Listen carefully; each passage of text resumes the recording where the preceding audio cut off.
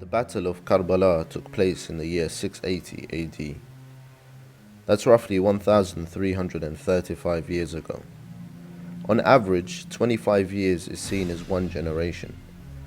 If we divide that by the number of years, it's been roughly 53 generations since the martyrdom of Imam Hussain, which is of course testament to the traditions that state that the sacrifice and its commemoration will remain and outlive us all. Nevertheless, each generation has its own set of circumstances, influences, debates and discussions. However, looking back, it seems that our current generation is very different to any of the previous ones. Our globalized world with the internet, social media and international broadcasting, coupled with the current political climate, has meant that Shia Islam is very much in the limelight. How we practice and commemorate the day of Ashura has become a major point of discussion both within the school of thought and now outside. In this documentary, I'm going to look at how we here in the UK commemorate the martyrdom of Imam Hussain and how our image comes across. This is Ashura Generation X. Now, before we get started, I want to make very clear that I have no preconceived agenda, but I will not pull any punches. I'll begin my investigation looking at the bloodletting practices of Tatbir and Zanjirzani. Okay, so we've come to Google. We're just going to put Shia into the search engine. Check out the images.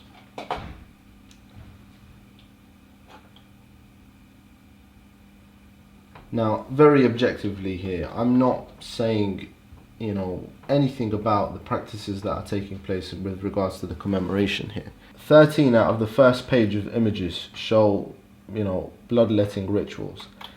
Now, I'm trying to be as objective as possible.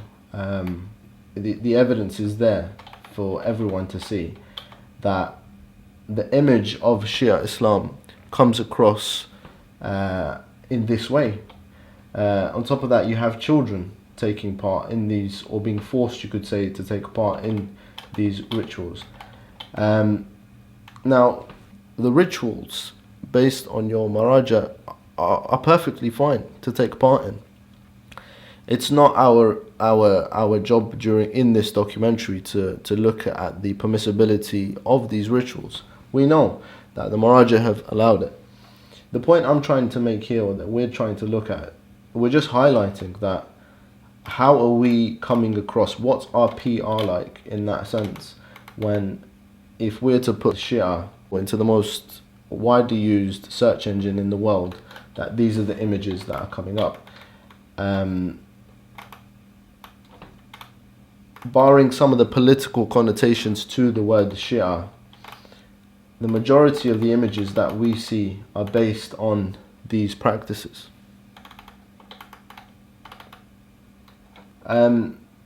Again, like I've highlighted, the permissibility of the action is not in question here. Ultimately, it's about how we're being portrayed to the wider world. And on this point, there are various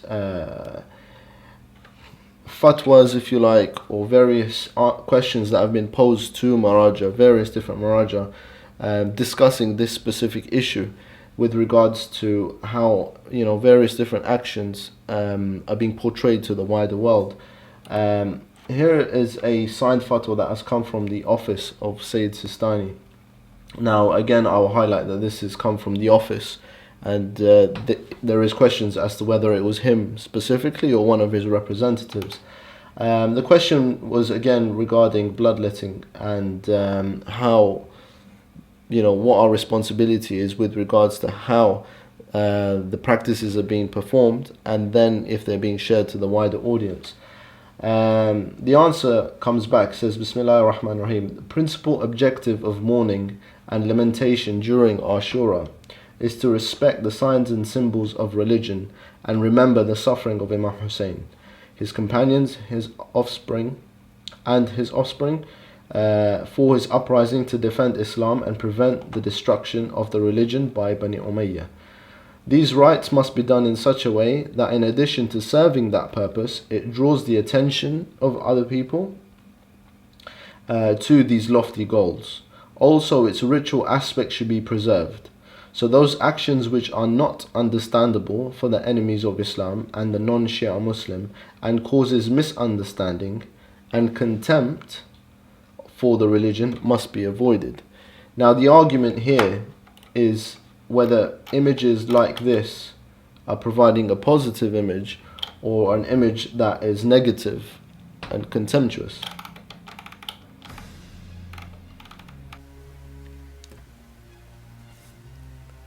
The debate surrounding this topic will continue for some time. Permissibility to one side, we can't ignore the fact that the image of Shia Islam is no longer limited to the streets of Tehran, Baghdad and Islamabad. Our current generation has to factor this into our thought processes. I want to be very clear that I respect whatever people want to do privately. My concern is how we come across when such practices enter the very public arena of the 21st century. With this in mind, I've come to meet Maulana Shahid Raza, who is a leading figure in the Sunni community. He is also a judge in the Wembley Sharia Court. With regards to bloodletting, these practices are practiced by, maybe 10% of the total Shia Ummah. What is your perception with regards to, is it seen as something that is done by the minority, or is it something that is mainstream? It is a very surprising piece of information for me that you are saying that only 10% of the Shia community practices these things. Within the Sunni community, we think that 90% people from within the Shia community, they participate in these practices. The commemoration of Ashura is being reported in the media.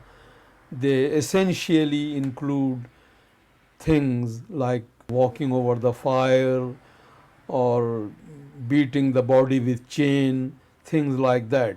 So these things are being shown so closely associated with the Ashura that the perception has grown within the Sunni community that this is something which the majority is doing, and without this there is no concept of any commemoration of Ashura, or there is no any other way of showing respect and love to the Shohada of Karbala or Ahlulbayt.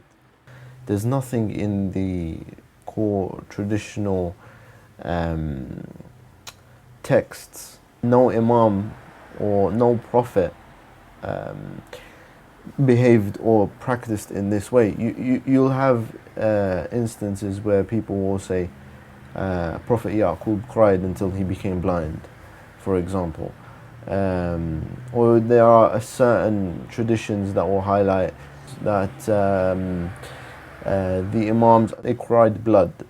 But again, these are open for scrutiny. There's nothing clear cut to show that you have an annual commemoration in this way. This is a cultural thing. That's why you'll find different communities practicing similar bloodletting rituals, but in their own way, in different ways, whether it's walking on fire or hitting the head or hitting the back or hitting the chest, etc. The point here is that, or the question that I have is that, do you think there's been a lack in the attempt to explain to the wider ummah that this is why we're doing it, this is the reason, or for example, this is my culture, that before we were Muslims, this is how we mourned, and now that we are Muslims, this is how we mourn, and that's it. Perhaps the philosophy behind these things could be explained in a better way, and that explanation is inclusive, where it is not only explained to one single community, but it is explained to the wider world. That is definitely something that may be welcomed. Do you think there have been efforts to tarnish the image? to shine the light, to focus on these aspects that can be taken as negative, to highlight the differences and to bring about differences and to exacerbate that you know, that look how they practice, look at this un-Islamic way of practice, that they're all like this. I don't think that there has been any calculated campaign from the Sunnis, but definitely there could be some individuals, some smaller groups who may be trying to highlight these actions and trying to brand everything as negative. There is a possibility, and perhaps the Salafis and the Wahhabis, they would love to do that. They would highlight the negative elements of our actions, and in that case Shias are not the only community who will be at risk in the hands of these extremist or deviated groups. Even the Sunnis, we are accused of committing shirk and bid'ah all the time. That is always there. It is our responsibility to be cautious, to be careful, and to be responsible.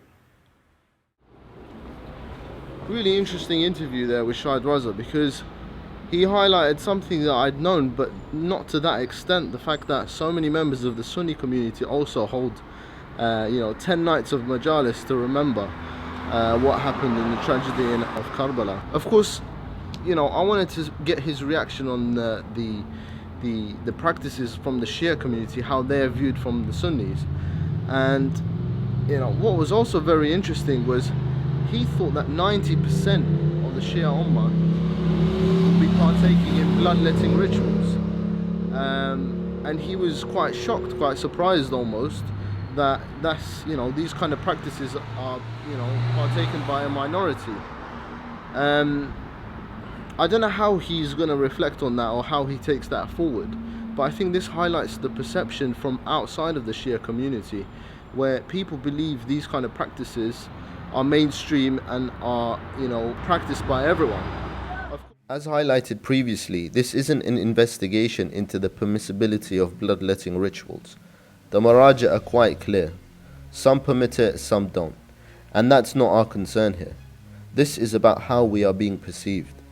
Many of those who question bloodletting rituals will argue it is better to donate blood instead. Of course, if you ask me, we can do both, as long as we consider the image we leave behind. Saying that, a little while ago we filmed one of the Imam Hussain blood donation drives under the Islamic Unity Society. They aim to increase the number of regular Muslim donors here in the UK. All donations are made in the name of Imam al-Hussain. I want to know more. We're doing this today because it's the awareness of Imam Hussain, and awareness is the most important thing, because without awareness there's no memory. It's another way where we can say we did what we can, and this is more than just what we can, because we're saving a life doing this. It's not only a Shia life, or not only a Muslim life, it's anyone's life. Imam Hussain didn't come just for Shia, he came for humanity.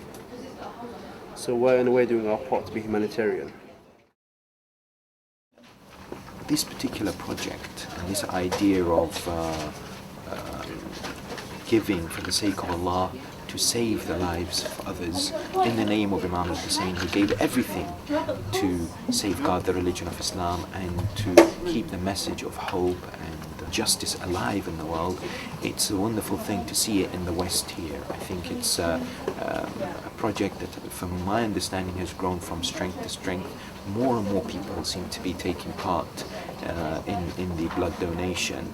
We should no longer live in our own kind of restricted boxes and confine ourselves in our cocoons, but it's really time to speak to people about how Islam is for everyone, and it's truly not only for a certain number of individuals. And when we are caring and concerned about others, people begin to appreciate this global message as espoused and brought forward by the Ahlulbayt AS. Over the last 7 years I've been working this job, the only group I've seen as a group coming to donate and organizing Muslims are this group called Imam Hussain. So this is a very good.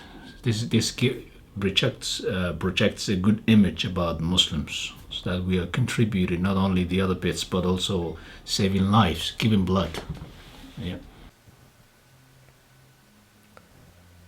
Another initiative organised by the youth here in London is the Imam Hussain Conference, where various different speakers are invited to speak about Imam al-Hussain. The initiative attracts people from various different Shia communities. While the event succeeds in bringing the numbers in, I believe we need to look at how we can attract more non-Muslims to these kinds of events. The format is something they would be used to, as opposed to our traditional majalis, so I think more effort needs to be made in that respect. Nevertheless, in 2013, Dr. Catherine Spellman was one of the keynote speakers. She focused her doctorate on the impact of migration on the Shia community. Currently based in New York, I wanted to hear what she had to say about how we commemorate Ashura. There's a lot of different ways that that Ashura is commemorated, but there's some more traditional ways that go back historically, and that would be obviously the street processions, the lamenting rituals, and also passion plays. That's also important in some countries more so than others.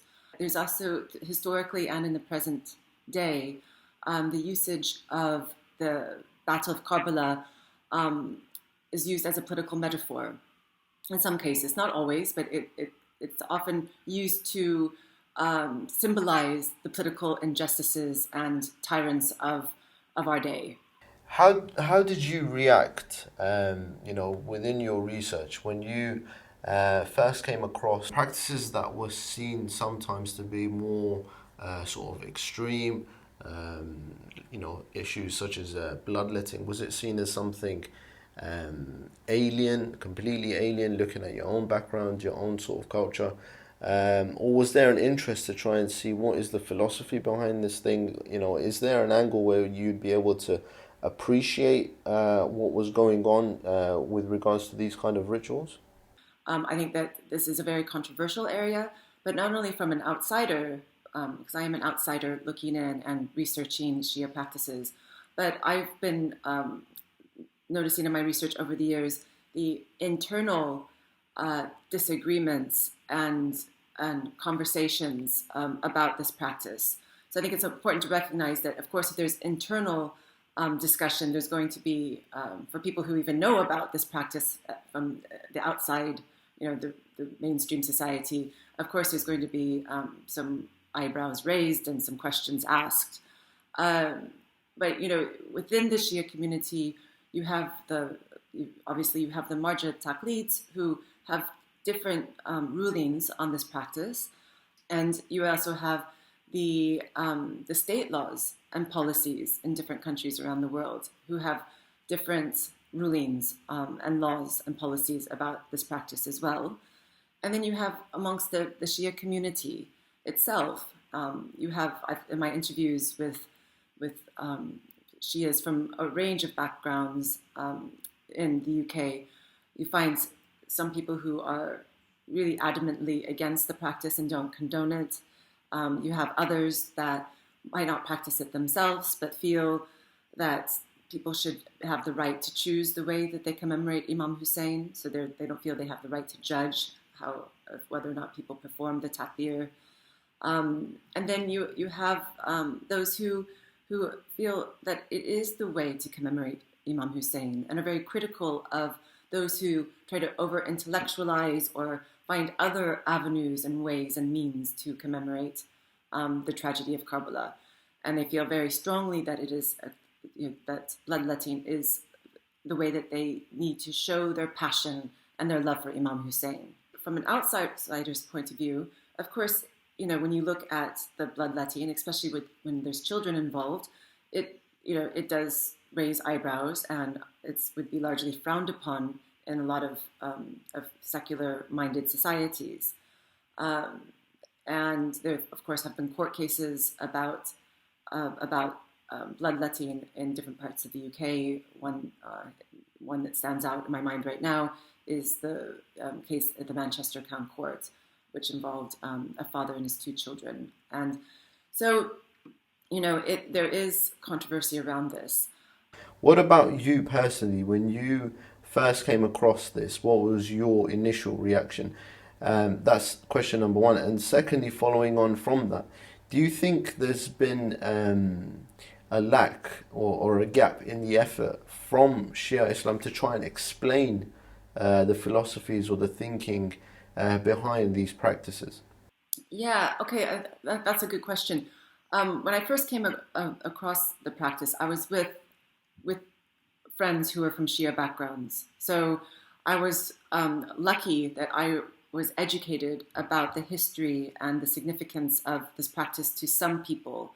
And I had a full discussion, because the people that I went with to see and experience the takbir, they all had different viewpoints about the practice. So I was very fortunate to be initiated into this ritual through people who are part of it.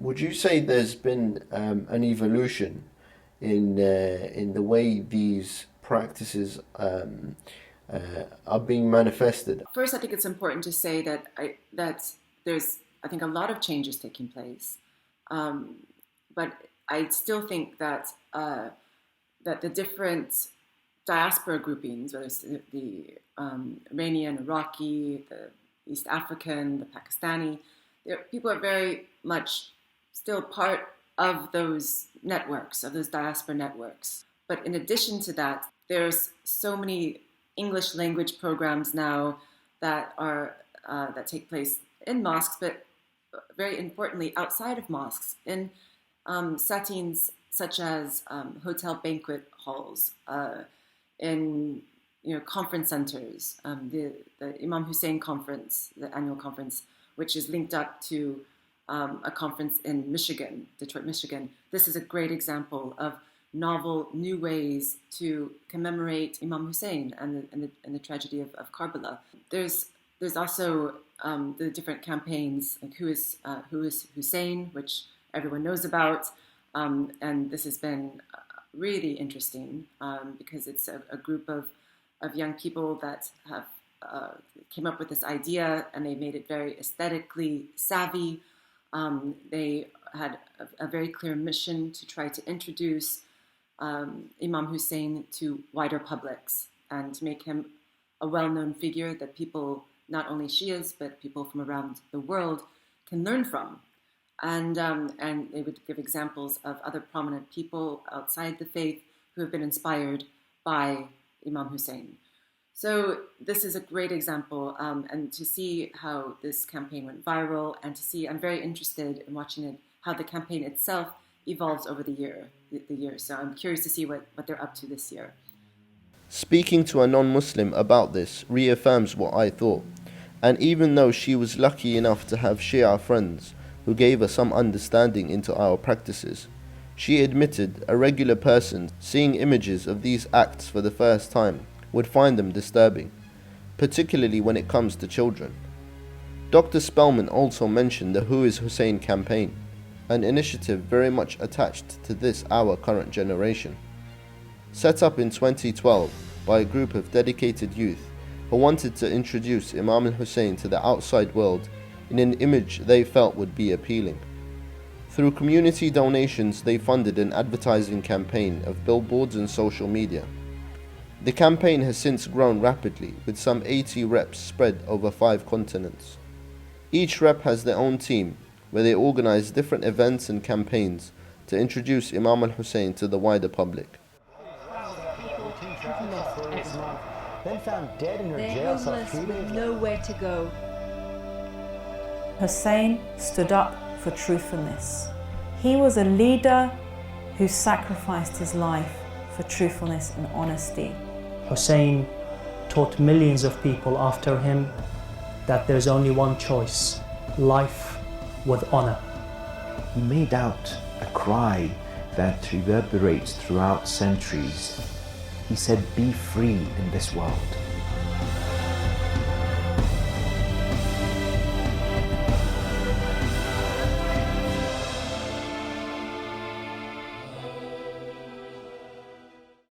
With plans to grow further, the team are always in need of more volunteers.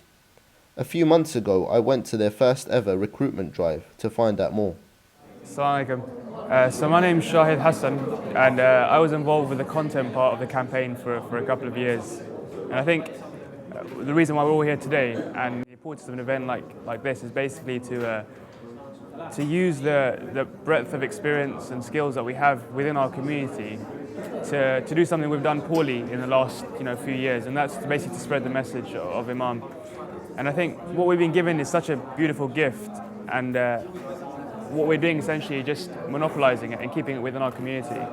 And it's a crying shame that, considering how many of us live comfortably in the West, in all these countries, wherever we are, whether London, UK, America, wherever we are, how the average person has never ever heard of the story.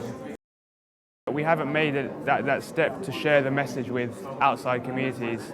And ultimately, the end goal, I think, is that the same way that if you ask the average person who's your hero, who's your inspiration, they'll say something like Gandhi, who was a Hindu, but the average Christian or atheist will still look at him as a hero.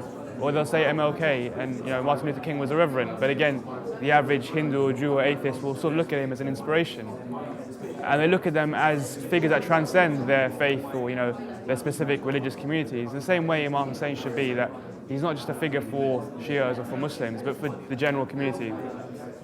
And I think the problem is because of the sensationalist nature of the media in the countries we live in, the message that's being transmitted so far is perhaps not in the most palatable way for the average non-Muslim, or even the average Muslim who's non-Shia. So I think our job as a wider community, and this is why everyone's here today, is to figure out how best to represent that message and how best to transmit the teachings and the inspiration that we get every Muharram and every Arba'een, and pass that on to the average person, so much so that they can glean some of that inspiration. And I think we have so many writers, we have so many people involved in finance, teachers, communication people, social media people, computer people, whatever it is in our communities, that it would be it's a massive shame that we're not able to better utilize that. And I think the Hussain is the first step in that. And inshallah, the first of many campaigns and movements to sort of use our skills to propagate our message. And I think that's why we're all here today. I've been aware of the campaign for years now, since it started, and I've personally worn the product myself. I've worn the t-shirt. I've seen people at my university promote this campaign, and I studied engineering, so it was a very intense course, and I've just finished now. And before life takes over, before other commitments come into play, I made it a priority to come and get involved with this before getting involved in anything else, before the workplace takes over and everything. So yeah, waking up on Saturday morning, it was a no-brainer for me. I mean, I just wanted to get involved from the beginning. It's a pleasure to see so many passionate, inspired, willing people attend the Hussain Recruitment Day in August 2015, and I think it's a mark of the message of Imam Hussain being alive and being vibrant and dynamic. Hussain, by the grace of the Almighty, is growing at an astonishing speed, with 80 local teams on 5 continents across the world, doing extraordinary work, blood donation drives, feeding the homeless, food drives, and solving local issues on a number of scales. But to grow and realise and actualise the full potential of Hussain requires more volunteers in a wide array of areas, from content to web, to social media, to press and strategy, and a number of others. We are reaching many non-Muslims every day and every week, and we need more people to help us do that.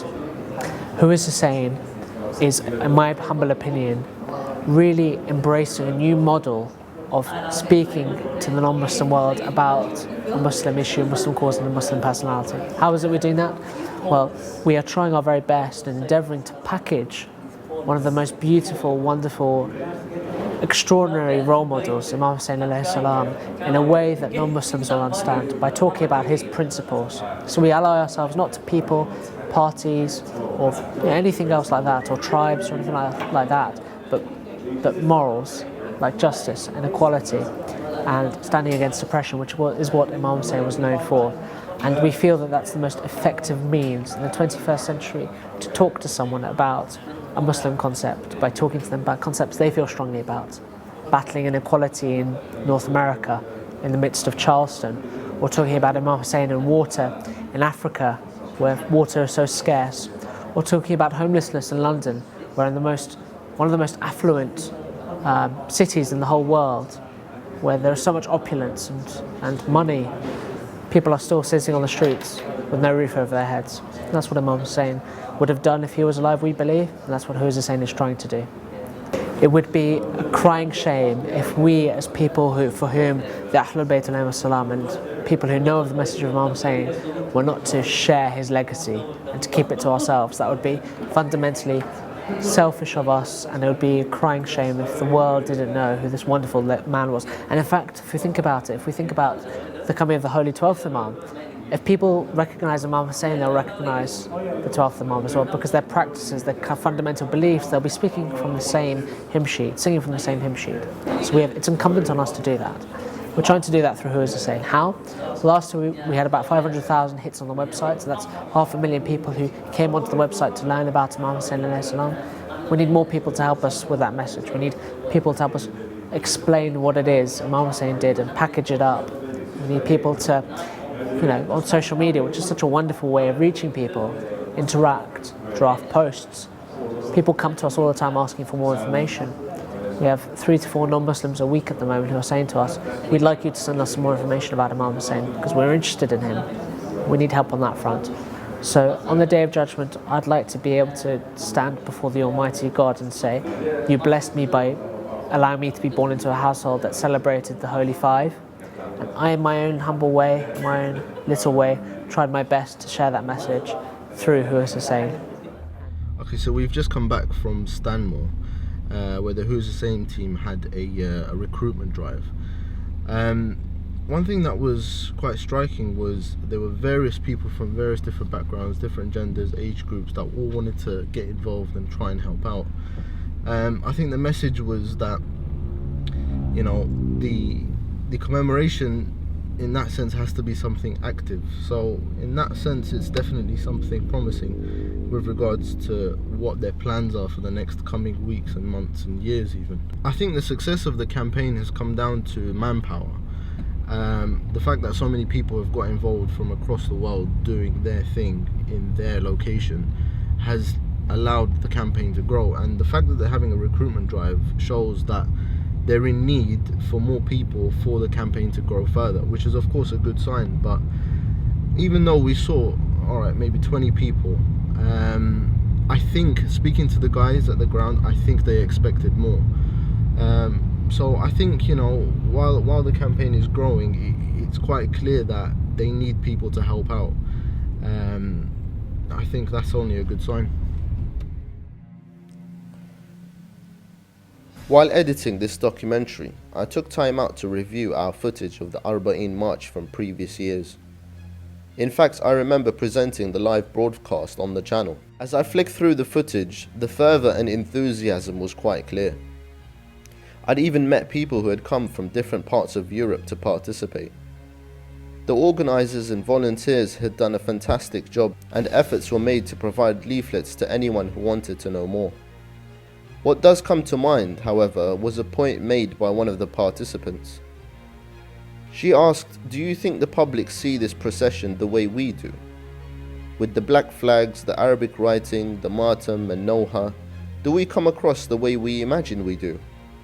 Without a doubt, we here in London are very proud of our Muharram and Arba'een processions. However, I wonder if there is any effort to approach the wider public for some kind of feedback. This way we can develop further to be greater and more impactful. It's a responsibility we bear to make sure the image coming across fulfills the aims of the procession, while keeping true to the traditional message of Imam Hussain and his sacrifice.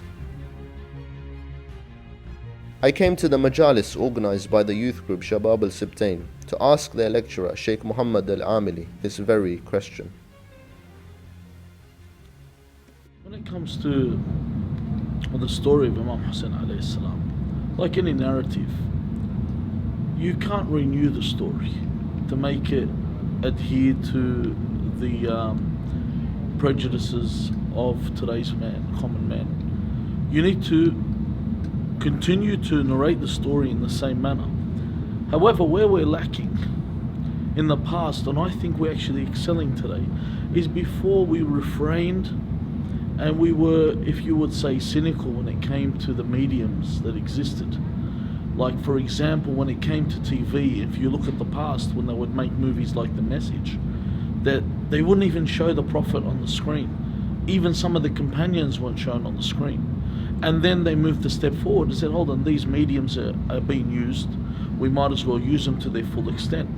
Likewise, you have with Facebook and all the other social media outlets that are being used now. However, I do also accept not enough is being done. Not enough is being done. If you take a look at the way the Middle East is adapted, especially with the plays that are everywhere, they make the environment Ashura. Everywhere is Ashura. It needs to be spread. It needs to be commonplace. The thing is, we need to educate first and foremostly ourselves, our families, and the Muslims. But also, living in the West, you will find a lot of people will, you could say, empathize with the story. They may not necessarily become Muslim, but it's good to give them understanding. Because the biggest enemy of this whole story is ignorance. I remember once we had like a julus, and there was a man walking past, and he said, he's on the phone with his friend, and he said, I don't know what's going on, but I think they're celebrating Saddam Hussein. So in other words, there has to be a way where we educate the people so they know what the stance is. Taban, we should not fear using the terminology. Like, for example, words like jihad. People are afraid to use them. No, we should embrace these words because we should not let people dictate our terminology. Now they've made jihad into a dirty word. They've made martyr into a dirty word. We should not avoid these words. We should use them. We should embrace them just like they embrace words like patriot. They embrace words like crusade.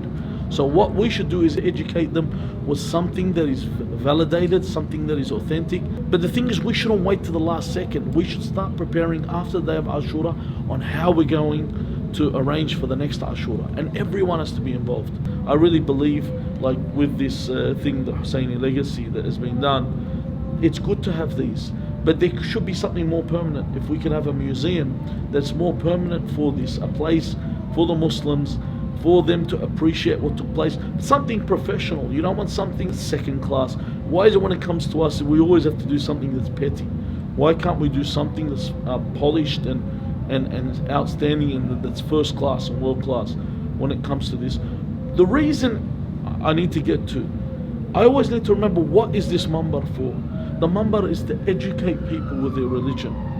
Why did Imam Hussain AS die? It's for us to understand our religion. What is our purpose here? It's not only to cry. Crying is essential. It's not only for the Azadari. That is essential. But all these fall in vain, and I repeat, are in vain and useless if you're not improving your religion. What's the point? What are you weeping over? What are you afraid? So that has to always, we also need stronger content when it comes to maw'adha, exhortation. I really believe also on the number. Sheikh Amili makes a valid point in that we can ultimately judge our development by our knowledge and understanding of the religion. It's difficult to judge piety, but can we say we are more knowledgeable than our forefathers? That in itself will shine light on the impact and success of our majalis.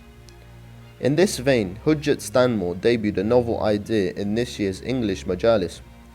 Sheikh Abbas Ja'far would pose a question halfway through his lecture to see what the crowd had understood and to sometimes gauge their opinions.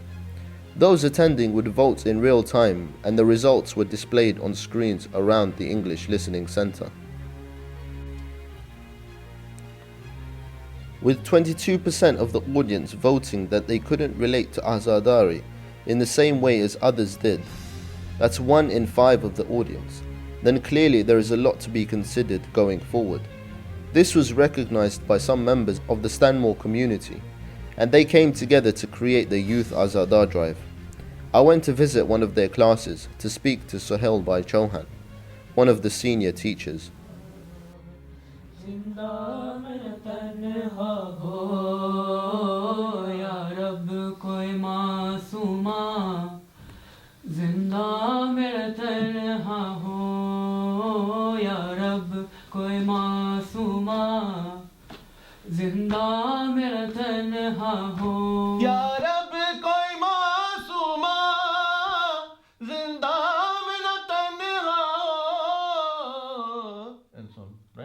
So this is what you need to do, but you need to practice one at a time, one layer at a time, one layer at a time, all the way through. Youth Azadari Drive is a brainchild of a few of the community members of the Stanmore Jamaat, the Hujjat Centre.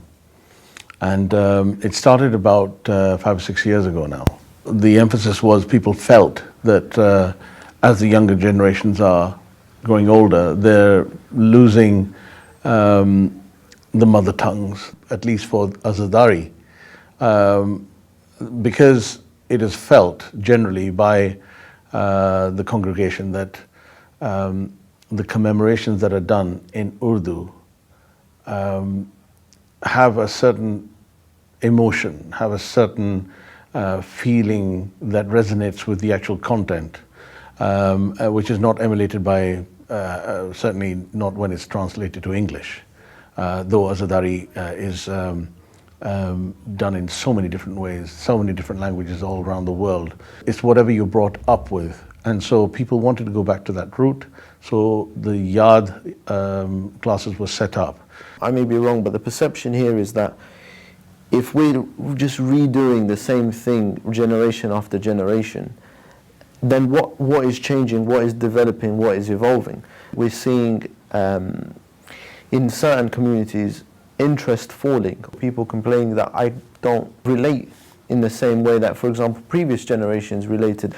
Does that mean that we need to start focusing more on developing the content to be more focused at our generations, different methods of remembering, as opposed to the same style, the same language, the same poems even? I know this is an English program, and it's an English language program. This interview is going to go out in English to an English-speaking audience. But the majority of Muslims around the world, they're not English-speaking. Vast amount of people speak, even as Shias, you're going to find speaking Urdu. Because you've got a population in Pakistan of God knows how many millions, then you've got the population in India, and if the percentages are correct, we're talking about absolutely huge numbers, bigger numbers than probably in the Middle East. However, if we're talking about those people who don't speak Urdu and where's the development for them, etc., and if they feel alienated in some way or cannot connect, I'm all for, and I really do think that, it's stating the obvious, that you need to continue the progression of writing in English, in any language around the world, because the message of Abdullah Hussain has to be passed around. Looking at the classes, I was really impressed, obviously, with the talents, number one, and secondly, with the depth of tuition. But if I look at the level of effort, the time that you give, the time that these kids give, they practice it. However, when you look at the end result, listening to some of the discussions, it then comes down to recitation for 10 minutes, 5 minutes. Do you think it justifies the level of time, effort, accuracy even, on getting the pitch right, getting everything right, and then in the end, it's a 10-minute recitation? I believe the way I have been taught from my teachers, that this is the same ibadat. This is zikr ilahi and zikr Rasul Pak and zikr Muhammad Ali Muhammad. So for me, is the zikr of Muhammad Ali Muhammad in the Quran Pak, and zikr of them in all of this poetry. And so therefore I will try to emphasize and try to make the pronunciation just put the same emphasis on that, as if I was trying to teach the children to do a surah from the Quran Pak. If you look at the time, money and effort that's being put in to this one form of Azadari, where the audience is predominantly against Shias, do you think more effort needs to be used for propagating outside? And on that basis, do you think you would have even more people partaking? The effort that is put in, the importance of Azadari has to be understood. Azadari is the one thing that sets us apart from all our other brotherhood within the greater Muslim Ummah. It's the one thing that defines us, and therefore, I will always feel that you never need to justify the effort put into Azadari. If we did nothing else, we did Azadari, in my personal opinion, then that would be absolutely fine by me. However, especially the times that we live in, and this is the teachings of our Aimma Tahirin, etc., is that we have to look at the bigger picture, we have to do everything. We've got to be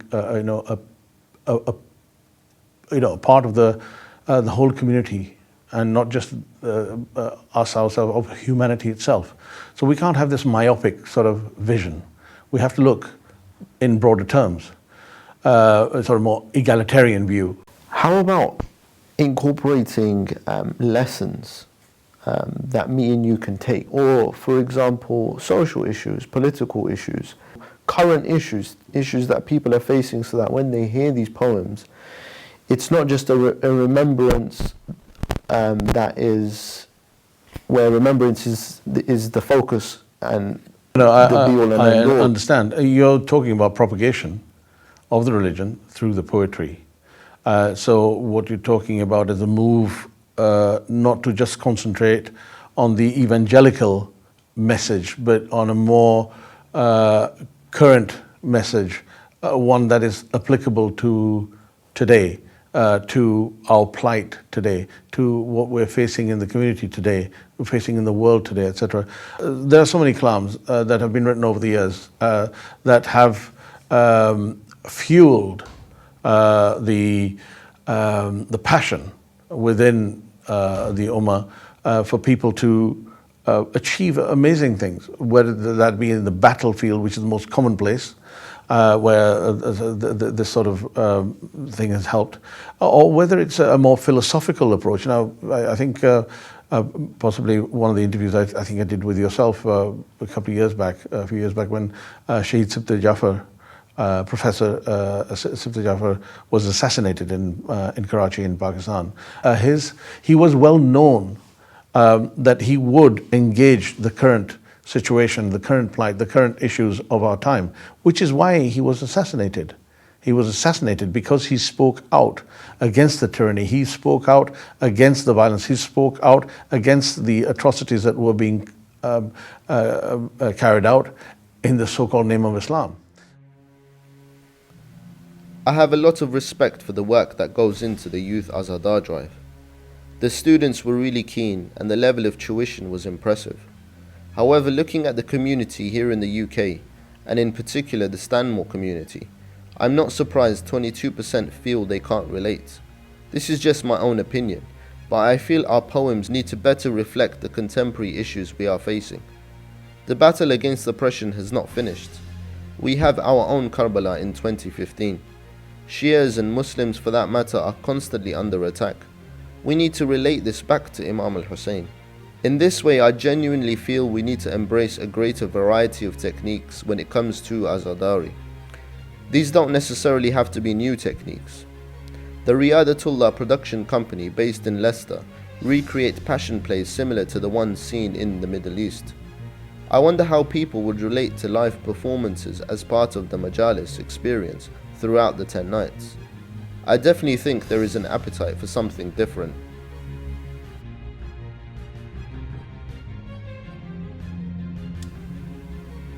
As I conclude this investigation, I thought it fitting to speak to Amir Taki, the director of Ahlulbayt TV. As the first all-English channel broadcasting the message of the Ahlulbayt to people of all races, creeds and religions, the channel is at the forefront when it comes to the image and the development of this generation's Azadari. The media today plays a very critical role. It allows people to broadcast the ideas and thoughts to a mass audience, and so really, if you want to tell people about who Imam Hussain was, and if you want to disseminate the thoughts of Imam Hussain, there has to be a public platform. And so one alternative is to engage in the wider non-Muslim media platforms that are available, and some people have done that, and they do that by launching campaigns, by having a billboard campaign, by having a Twitter campaign, some kind of campaign where the local media can pick it up. But we know that mass broadcasting and mass media, in the kind of, in the mainstream sense, is essentially looking for sensationalist articles. They're looking for something, salacious, something fear-mongering. They're not interested in good stories.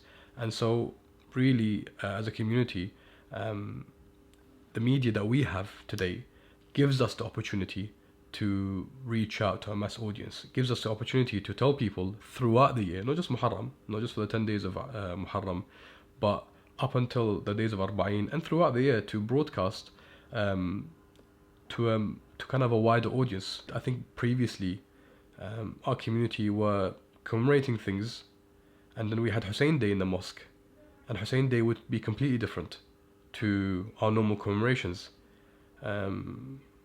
Everything was kind of tailor-made so that the non-Muslim will understand how we commemorate. However, on the channel, we have to be in a position where we broadcast that 24/7.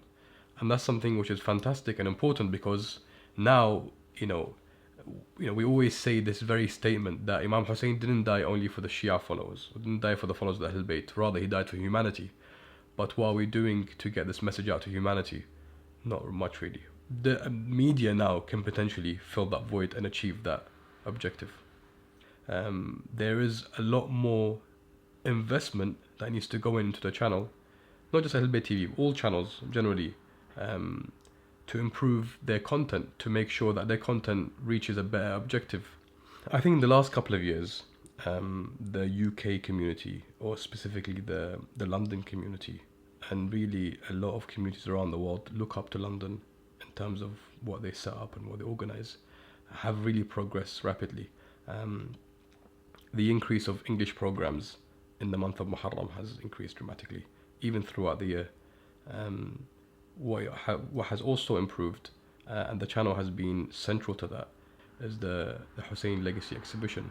It was a venture that was that the channel was involved in, to launch some kind of visual experience that allows the people who are attending the majlis to kind of experience before or after the program, and that involves stations and sections that have a sensory feeling experience, that may have an audio experience. So generally we feel that that it's important to be involved on a kind of practical level as a channel in developing the commemoration of Imam Hussain.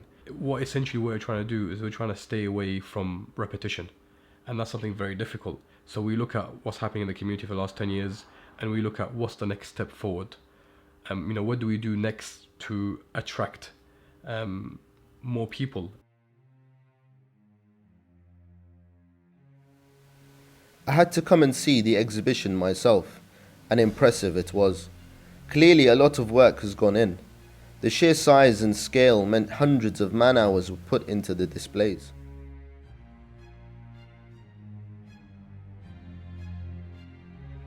Credit to the organisers for yet another way in which we see Azadari manifesting here in the UK.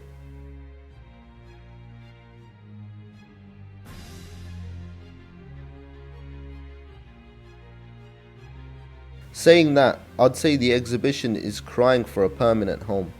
That way, longer lasting structures would allow for more realistic models and artwork.